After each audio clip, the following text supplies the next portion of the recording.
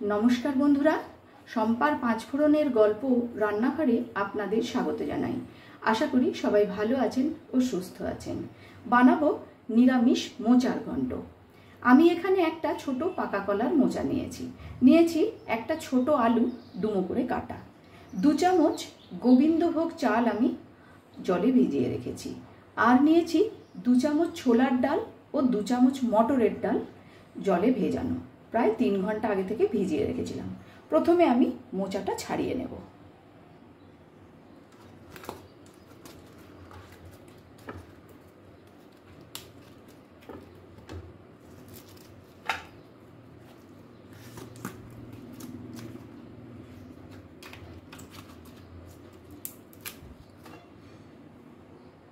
মোচাটা আমি ছাড়িয়ে নিয়েছি, আর মোচার যে মধ্যের অংশ এইভাবে চাকা চাকা করে কেটে নিয়েছি। আমি এখানে একটা চপার নিয়েছি, এর মধ্যেই আজকে আমি মোচাগুলো কাটবো।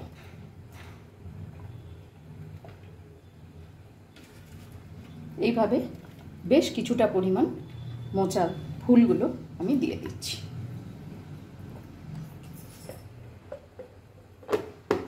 একবার এইভাবে চপারের মধ্যে দিয়ে মোচা কেটে দেখতে পারেন, খুব সুন্দরভাবে কিন্তু কাটা হয়ে যায়।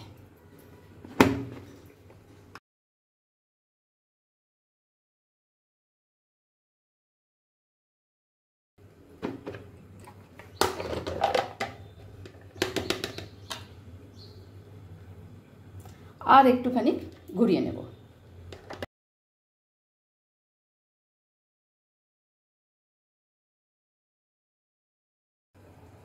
খুব সুন্দর করে কিন্তু মোচাটা কুচি কুচি করে কাটা হয়ে গেছে। এইভাবে আমি সবটুকুই কেটে নেব। দেখুন কতটা সুন্দর করে মোচাটা কাটা হয়ে গেছে। সবটুকু মোচাই কিন্তু এর মধ্যে আমি দিয়ে দিলাম। এবারে এই মোচা আমি লবণ আর হলুদ দিয়ে সেদ্ধ করে নেব। যতক্ষণে মোচা সেদ্ধ হচ্ছে আমি ততক্ষণ এই ডালটা মিক্সিতে পেস্ট করে নেব। ডালটা পেস্ট করা হয়ে গেছে। ডালটা আমি এর মধ্যে নামিয়ে নিলাম। দিয়ে দেবো এর মধ্যে সামান্য একটু গোটা জিরে, দেব সামান্য একটু চিনি, আর দেব পরিমাণ মতন লবণ। বড়াটাও কিন্তু যাতে টেস্ট হয় সেই রকমভাবেই বানাতে হবে। আমি একটা মশলার পেস্ট তৈরি করে রাখবো। সামান্য একটু জল দিয়ে দিলাম। দিয়ে দিচ্ছি 1 চামচ আদা, দিয়ে দেব 1 চামচ কাশ্মীরি লঙ্কার গুঁড়ো, আর দেব 1 চামচ ধনে গুঁড়ো।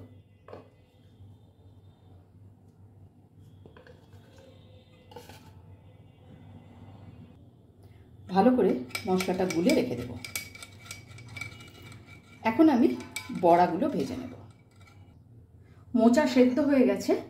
আমি একটা স্ট্রেনারের সাহায্যে এইভাবে মোচাটার জল ঝরিয়ে নেব।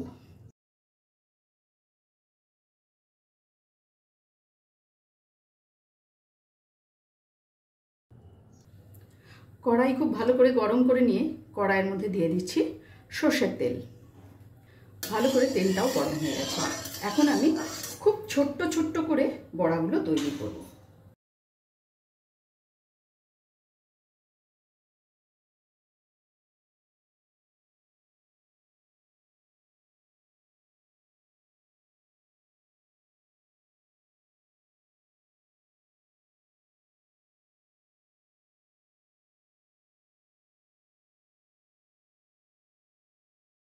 বড়াগুলো ভাজা হয়ে গেছে। এখন আমি এগুলোকে নামিয়ে নেব। বড়া ভাজা ওই তেলের মধ্যে দিয়ে দিলাম তেজপাতা, আর দিলাম 2টো লবঙ্গ ও 2টো ছোট এলাচ। ভালো করে একটুখানি নাড়াচাড়া করে নেব। এবারে এর মধ্যে দিয়ে দিচ্ছি 1 চামচ পরিমাণ গোটা জিরে। গোটা জিরেটা দিয়েও কয়েক সেকেন্ড একটু নাড়াচাড়া করে নেব।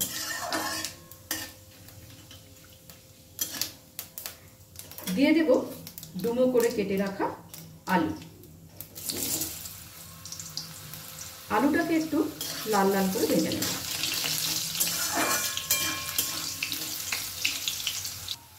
আলুটা লাল লাল করে ভেজে নিয়েছি। এখন আমি এর মধ্যে দিয়ে দেব যে মশলাটা আমি গুলে রেখেছিলাম সেই মশলাটা। গ্যাসের ফ্লেমটা একদম লোতে করে দিলাম।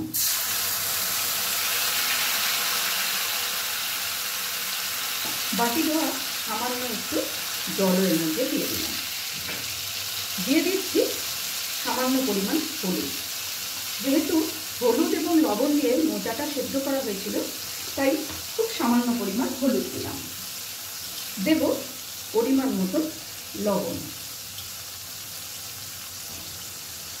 আর দেব 1.5 চামচ মতো চিনি। আমাদের বাড়িতে মোচাটা কিন্তু একটু মিষ্টি মিষ্টি হয়, তাই জন্যে আমি এখানে 1.5 চামচ মতো চিনি দিলাম। আপনারা আপনাদের পছন্দ মতো মিষ্টিটা ব্যবহার করবেন। খুব ভালো করে মশলাটা কষিয়ে নেব। সবসময় মোচাতে যে নারকেল ব্যবহার করতেই হবে এরকম কিন্তু কোনো কথা নেই। আজকে আমি বিনা নারকেলেই গোবিন্দভোগ চাল দিয়ে এই মোচাটা তৈরি করছি। আপনারা একদিন হলেও বাড়িতে বানিয়ে দেখতে পারেন, দুর্দান্ত লাগে খেতে। আর মোচা কাটার ঝামেলা তো কিছুটা কমেই গেছে। চপারের মধ্যে দিয়ে মোচাটাকে কেটে নেবেন। খুব সুন্দরভাবে মোচাটা কাটা হয়। একদিন বাড়িতে অবশ্যই ট্রাই করুন এইভাবে মোচা কেটে।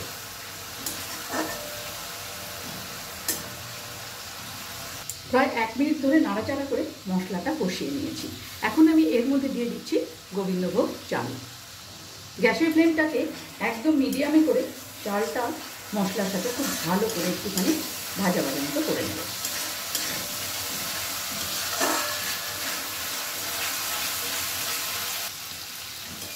চালটাও মশলার সাথে ভালো করে কষানো হয়ে গেছে। এখন আমি জল ঝরিয়ে চটকে রাখা মোচাটা দিয়ে দিচ্ছি। মোচাটা দিয়েও কিন্তু খুব ভালো করে মিশিয়ে নিতে হবে সমস্ত কিছুর সাথে।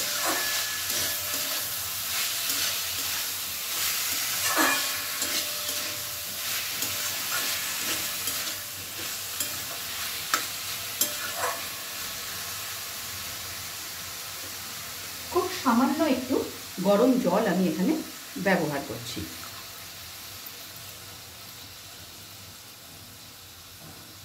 খুব ভালো করে সব কিছু মিশিয়ে নেব।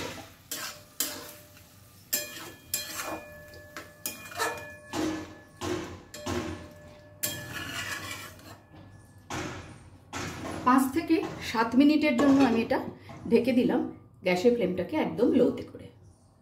ফিরে এলাম 7 মিনিট পর।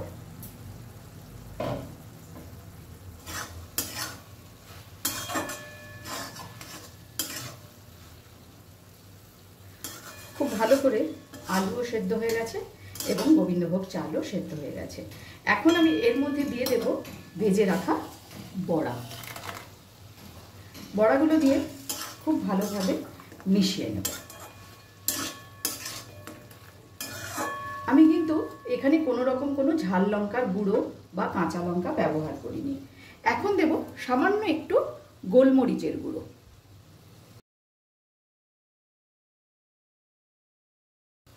মোচার মধ্যে গোলমরিচের গুঁড়ো দিলে কিন্তু খুব সুন্দর একটা গন্ধ আসে এবং খুব ভালো টেস্টও আসে। আবারও প্রায় 2 থেকে 3 মিনিটের জন্য আমি ঢেকে দেব, যাতে বড়াগুলো আরেকটু নরম হয়ে যায়। 2 মিনিটের একটু বেশি হয়ে গেছে। এবার আমি ঢাকাটা খুলে নেব।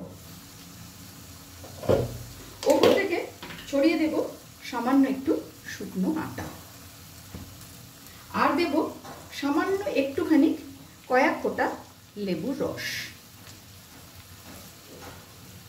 ভালো করে মিশিয়ে নেব।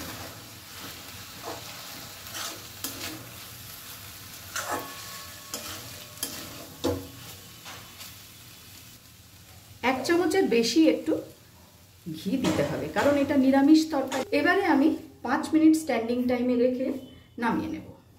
তৈরি করে নিলাম দুর্দান্ত স্বাদের নিরামিষ মোচার ঘন্ট। ভিডিওটি আপনাদের কেমন লাগলো অবশ্যই কমেন্টস করে জানাবেন। আজ তাহলে এই পর্যন্তই। দেখা হচ্ছে সামনের ভিডিওতে অন্য কোনো রেসিপির সাথে। ভালো থাকবেন, সুস্থ থাকবেন।